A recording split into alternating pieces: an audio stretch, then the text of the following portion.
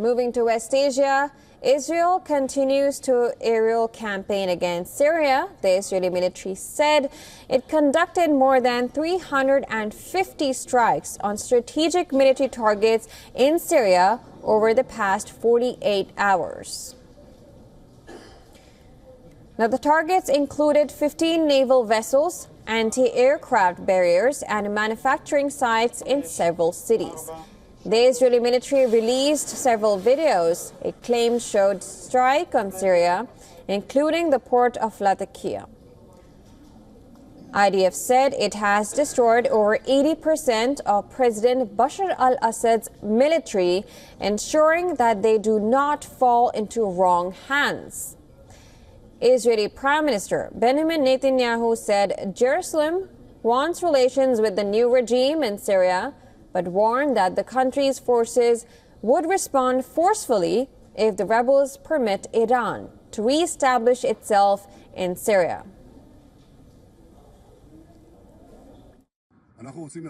If this regime allows Iran to re-establish itself in Syria, or allows the transfer of Iranian weapons or any other weapons to Hezbollah or attacks us, we will respond forcefully and we will exact a heavy price from it. What happened to the previous regime will also happen to this regime. Israel acknowledged pushing into a buffer zone inside Syria following the overthrow of President Bashar al-Assad, but it remained unclear if its soldiers had gone beyond the area which was established through the 1974 deal between the two countries.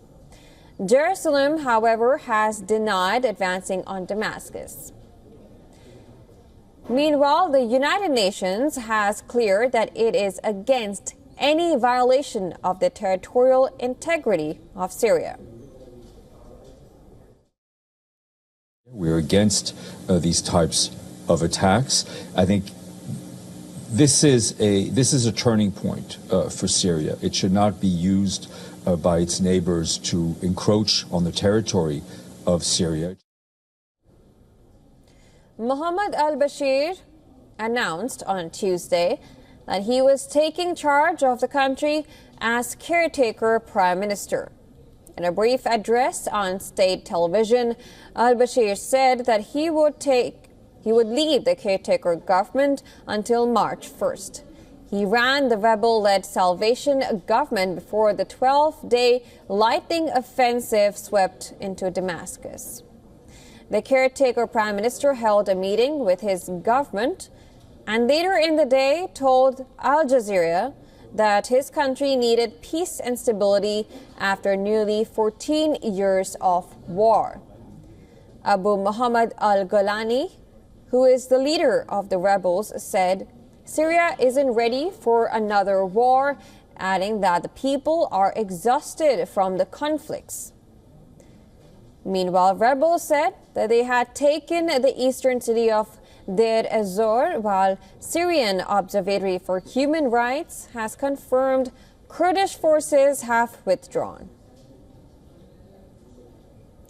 The War Monitor said that the fighting between Turkish-backed and Kurdish-led forces in northern Syria has left 218 people dead in just 3 days. In another development, the U.S. had said it will recognize and support a new Syrian government that renounces terrorism, destroys chemical weapon stocks, and protects the right of minorities and women.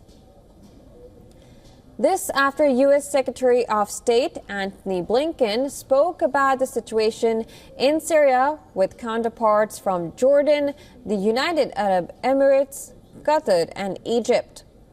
State Department spokesperson said that the Hayat Tahrir al-Sham was using the right words, but the U.S. would judge by its actions.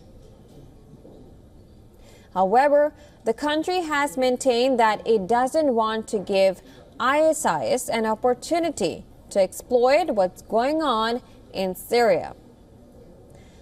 As the situation continues to be volatile, India on Tuesday evacuated 75 Indian nationals from Syria. India's Ministry of External Affairs said that all evacuees have safely crossed over to Lebanon and would return by available commercial flights to India.